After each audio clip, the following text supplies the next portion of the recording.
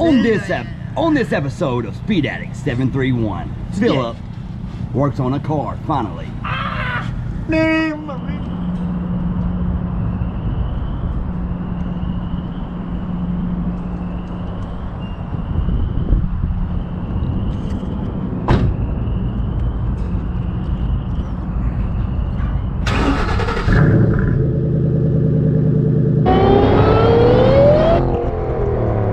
Everyone, and welcome back to the channel, guys. Today we are doing some modifications to the GT500. We got Rod, look at Mr. Cool right there himself. We got Philip, and today we are going to put in a clutch. I've been having a little issues every once in a while of having clutch slip in the car, so I went ahead and decided before I add horsepower, we're going to put a clutch in. That way we ain't got to worry about it once we add the blower on. So we got, move all my stuff out of the way. There we go. All right, we got a Mcleod RXT and we got the 1200 because I do not want to have to replace it again. I don't know how much horsepower I'm going to be running in the car when it's all said and done. Of course, right now we're at the limits of the stock engine, but you never know what's going to happen in the future. But anyway, we got the RXT, and we got a couple of stickers. It goes on the toolboxes. All right, so just that, the installation instructions. We'll need to keep that over here. But there it is, guys. Like I said, they make it pretty, but you never see it. So, and this one you do not have to machine your flywheel, get a new flywheel. It's got a plate that just bolts onto the flywheel, and it uses that plate. But we'll get into that more as we start installing the clutch. But for right now, we have got to get it up in the air, get the transmission out, so we can get to the clutch. That's what we're going to do right now. All right, before we get started with that, I want you to check out this car. This is Rod's car, and it is a 2010 ZR1. You've seen it on the channel a couple times at the drag strip, and he came up to the Ford Takeover pre-meet in it. But man, as much as I love Mustangs, I've got a big love for Corvettes too, guys. And I'm not going to go too much back there. But anyway, got some stuff done to it. It's pretty stout car. Let me know if you would like a full video on that car. We can make it happen. All right, so let's get this thing up in the air and get started. Philip, get off my car. I was trying to clean it for you, man. You were leaning on my car. I was cleaning my ass. You were leaning on my car. Yes, and I was cleaning it. You're a car guy. I forgot you was the import guy first. That explains it all. I explained that. That explains it all. All right, so Philip is paranoid. I'm paranoid of lifts because I done seen anything fall. And that was, look, let me see this. Dude, it's that pad is on. That pad's where it needs to be. You're just fine. You're fine, Philip. You're fine. I work on cars all the time. Hey, make sure y'all bury me my Mustang. I work on cars all the time, buddy. All right, guys. So what we're gonna do first, we're gonna drop the H-pipe. We're gonna get rid of this cross brace. Gonna take the starter out and the drive shaft, and that'll make way for the transmission. We already got the shifter stuff up top done. All right, let's get started.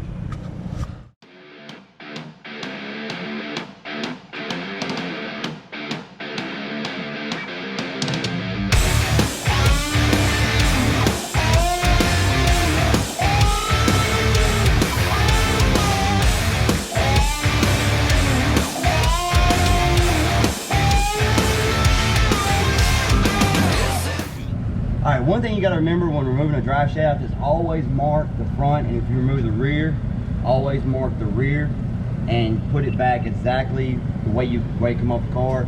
This is the aftermarket drive shaft, but at the same time, it does not have any vibrations with it installed this way. So if I put it back in and rotate it, it might get a vibration. So since I know in this orientation I do not have any vibrations, it's best to mark it, and you want to do that with the stock drive shaft also. You want to mark.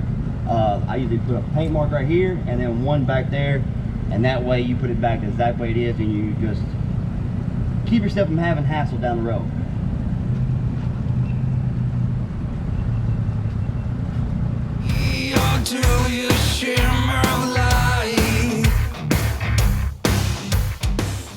Right here we got the lines going into the slave cylinder from the master cylinder.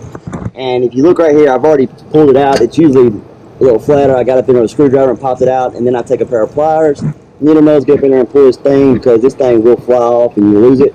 But one thing on this transmission is that these things are a pain to get out of here. And you're going to see here in a little bit when we start taking it out, there's a certain way you got to do it. It's really cramped. This big transmission is really cramped in here. So what I do is I take this one off, push the line up, and then I also take this piece off. That way, when we're messing with it, we don't hurt it. So we do have another slave cylinder to go in. I got a brand new slave cylinder. Even though the mileage on this car doesn't really warrant a brand new slave cylinder, but if you already got it all out, go ahead, replace it. You know, be done with it. That way you ain't got to pull it out in the future. Exactly. Again, I hate doing things twice. Hey man, do it one time and be done with it. That's what I like doing. That's the reason if this motor ever goes and I ever build it, I'm going crazy, because do it once and do it right. All right, so now once you get the clip out, you basically just got to reach up there and pull the line loose, and it's tight. I don't have the smallest of hands. Now regroup. Regroup.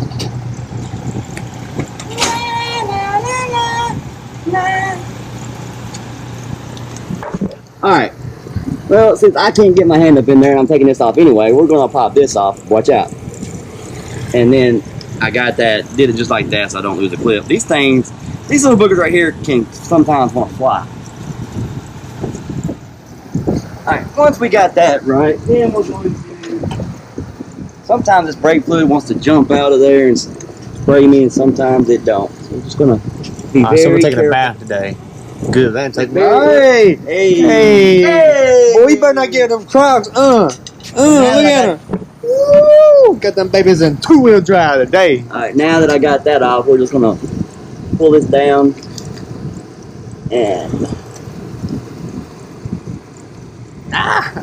pull it out just like that. And then take this and we're gonna put it over there. We're gonna put it on the table. Alright, if you notice, I kind of just pushed the line up. It'll move a little bit. Just push it up and get it over here. That way it's nowhere near when I'm pulling this transmission. Just makes life a little easier, guys. Alright, so we've got the clutch line undone. We've got all the sensors and everything unplugged. We've got the drive shaft undone. So now we are going to drop the transmission down, get the shifter undone from the transmission, pull it out, and then unbolt the transmission, and then pull it out. It's not exactly that simple. Yes, it is. And no, not on this car. If you've ever done a 60/60 in a GT500, you know what I'm talking about. So we're going to get there, and that's exactly what you got to do. Tilt it out. You got to, we're going to get into that. So what we're going to do now, guys, is we're going to lift this up. We're going to, I use these fingers right here on the transmission jack stand. If you would stop doing that, that'd be great. So we're going to put it up there, and then we're going to use a ratchet strap around the transmission and around the trans jack. That way, when we tilt it 45 degrees, we ain't got to worry about the transmission going somewhere we don't need it to go. Into the floor. Yeah, we don't need that. So, let's get started.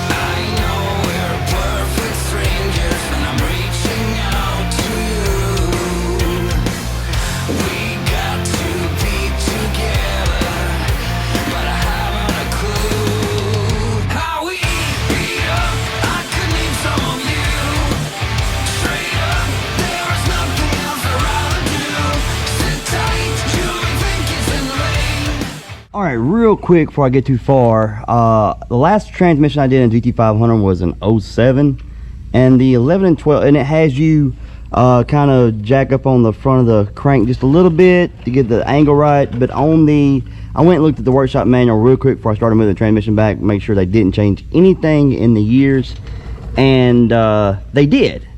In this year model, the 12, they want you to take these bolts, these rear subframe bolts, all the way out and loosen these two on each side up and drop the subframe about 1 inch to clear everything. So that's what we're going to do now. One quick thing though before we start getting further, so I don't have to talk about it when I'm wrestling the transmission, is on the GT500s, the 6060 and the GT500s, if you've never done one before, you have to pull the transmission off the dial pins, rotate the transmission 45 degrees to the passenger side, and then you can remove the transmission and get clearance, and where it can clear the clutch before it comes down, because it is a twin disc from the factory and it does stick out pretty far, so you can't just pull it out and drop it down. You've got to angle it just right. So wanted to go over that real quick. If you've never pulled a transmission out of a GT500, it's kind of a pain, to be honest with you,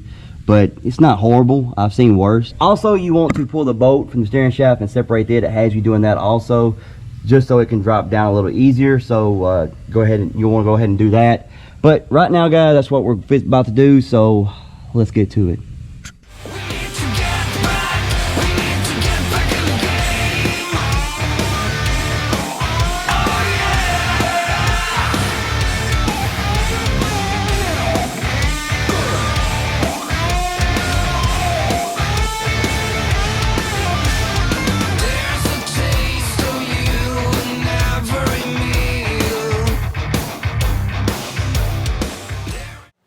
Alright, so as you can see, this is the angle I was telling you about. Let me get back here so you can see the angle. Basically, look at that. Look how big of an angle you got it in. I mean, if you look at the transmission, you can see right there where we were rubbing all around, and it really just a pain in the rear to get out, I'm not gonna lie. One thing I want to talk about on the 12 GT500 right here is these are the bolts that hold it onto the flywheel, and it is basically an assembly that comes off. And on the Mcleod, remember what we talked about earlier? We talked about you can see the plate right there I was talking about. It actually doesn't, the clutch does not mate up against the flywheel. It's actually on this plate right here. That's the reason you do not have to get a flywheel, do not have to resurface the flywheel or anything like that, because this plate serves the surface of for the clutch to come in contact with. This assembly, you do not disassemble this assembly. This is already assembled. Basically, all you do is you're going to bolt it onto the flywheel. That's it, and you're done. Comes with the bolts right here. But something strange between you and me.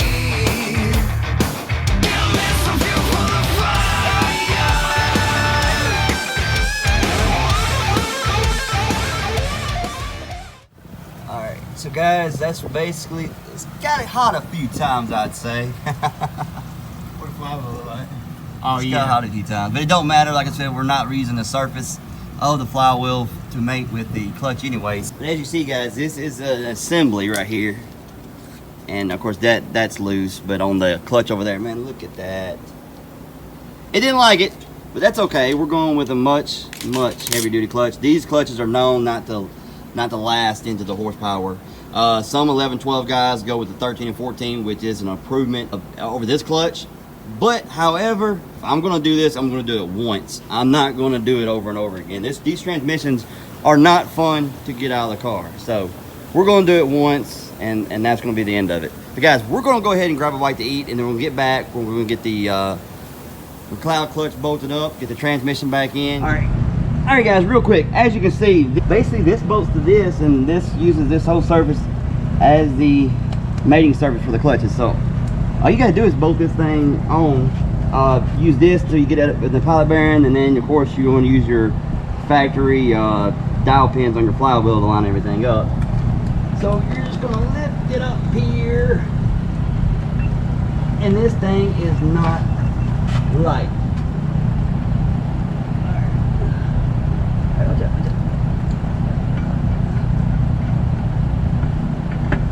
Keep it right there. Alright.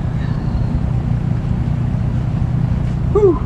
It is not light, let me tell you. I know we're perfect strangers, and I'm reaching out to you.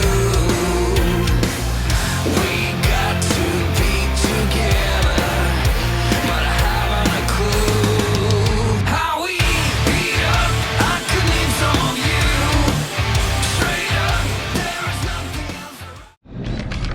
All right, we're gonna change out the slave cylinder throttle bearing. You already took it. You already had it taken out. It's magic. Playing that game with me, child. Child. He just called me a child. Sit tight, Julie Jenkins and Lane. We need to get back. We need to get back. Beat up, I could need some of you. Straight up, there is nothing else I'd rather do. Sit tight, Julie Jenkins and Lane. We need to get back. We need to get back in the game.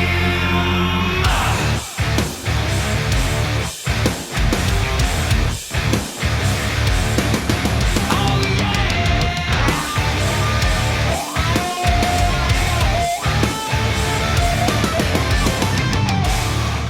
Alright guys, real quick, I'm gonna put this on and I wanna show you guys the easiest way to do this. The way I do it is I pull the line down and then I clip this in and you hear it snap. It's a lot easier to kind of reach your hand up there and pull this line down. And then I take it, little spots right here, they gotta go in the little clips right there. So, get it in there. And then, almost there. And just rotate it until it snaps in just like that. I don't know if you can see it, but you'll hear it click once and then you'll click it in, and the little tabs, you got little tabs right here and they fit all up in there, so it should fit just like that. So and then you put the then you can try to pull it off. I've seen a lot of people, especially online on videos, where they'll hear that first click on this and then they'll drive down the road or they'll get some pressure on it, it'll blow off. You'll hear like a little click, and then you might have to turn this to where the little, so you gotta hear 2 clicks. yeah, it's Click, usually click. like a click click, and then you'll hear it, and then you're in. Okay. You might not hear the first click, but a lot of times I think that's what people hear is that first click when they're pushing it on, and it kind of gets down in a little spot, and then you have to line it up and click it in. But it's just yet So flush. do you put the little pins in first? Yes, I put the pins in first and then clip it in. Okay. That's the easiest way to do it. I seen people put them in there, then put the clips in there and usually mess with little clips. Yeah, because it's harder to do that. If you put the clips in, the clips will usually pull away because the piece is tapered. So when you're going on with it, it's going to push the clip apart and then go on. Of course, you have to pull the clip out to get it off. You pull the clip back, you get it off, but you push it back in and you clip it back on. It's the easiest way to do it, and it won't pop off.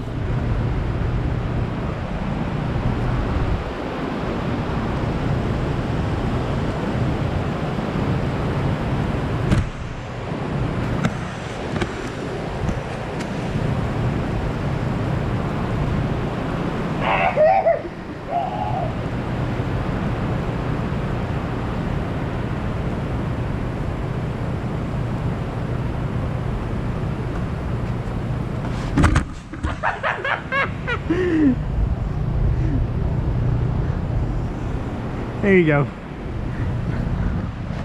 You ran out there in that shit. Yeah.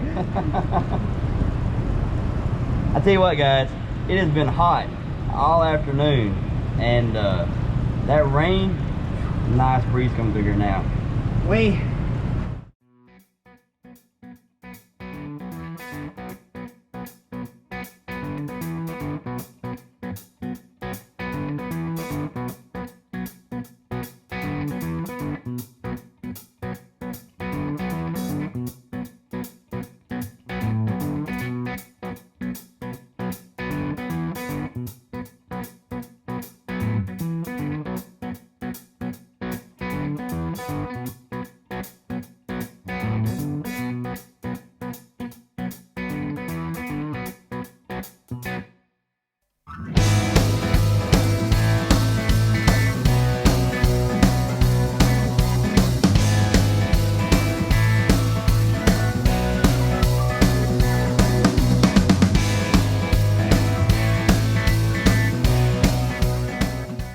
All right, this is the way that I bleed the clutch. Basically, Ford says to do this also. You can get a cap, and you can get an old brake cap, drill a hole in it, put your little hose in it, and do it that way too. Basically, you just need a way to pull vacuum, and what you want to do is you want to pull vacuum of 15 to 20 inches of vacuum for a minute. Then you want to release it very quickly, and then pump the clutch pedal 10 times. And you do that, you keep doing that until you get a good clutch pedal, and that's the way to bleed this clutch setup. And this works all the way into the S550s also. So we're going to do that real quick. Let me get my clock, my stopwatch. Yeah, it's the easiest way for me to do it. I got bit by a horsefly. It hurt. Man, I ain't no pansy. Still crying about that. So it hurt. We're going to pull the vacuum on it real quick.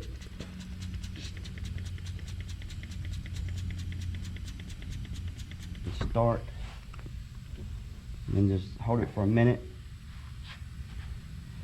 Of course, you guys ain't gonna have to wait till a minute because you got the power of editing.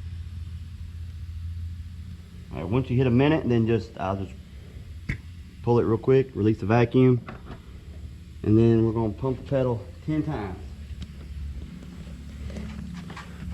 First time you pump the pedal, you might have to grab a hold of the pedal.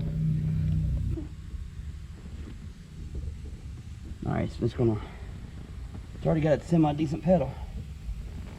1, 2, 3, 9, 10. And then go back and do it again.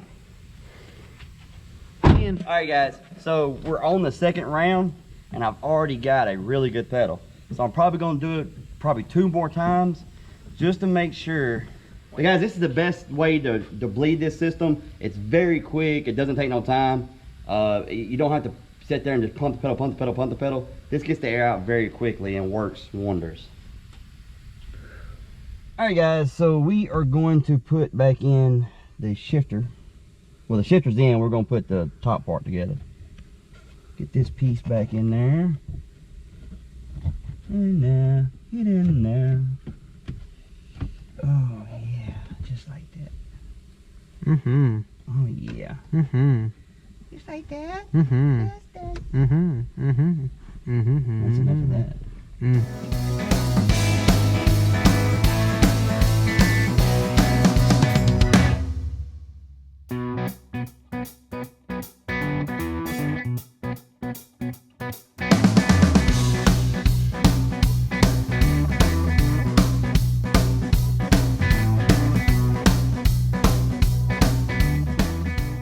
Alright guys, so that's going to do it for this video. Yes, I know you're wanting me to drive it down the road and tell you what I think about the clutch. However, it has been raining and I am on the ET Street R's, and that's not ideal to do. So what we're going to do now is I'm going to end this video and get the heat exchanger install going. That will be the next video, be out in a couple days. And guys, the reason I'm doing 2 separate videos is because it would be crazy long video to put it all in one video. So I'm going to split it up into 2 videos. That way you guys can enjoy it a little more and not have to sit there through a long video. But anyway, guys, I'm going to get going. Stay tuned for the subscriber ride. But if you enjoyed this video, hit the like button. Subscribe if you haven't. And we'll see you next time.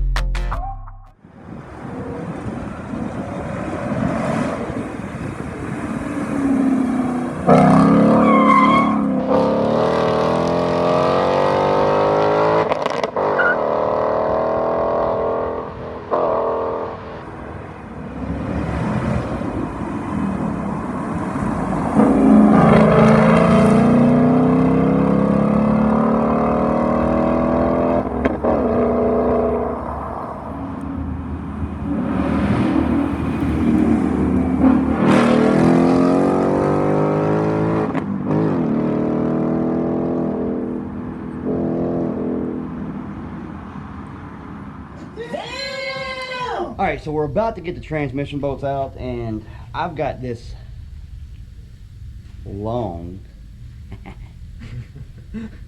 Can't keep that in there. Anyway, I got a I call it a trans extension. But anyway.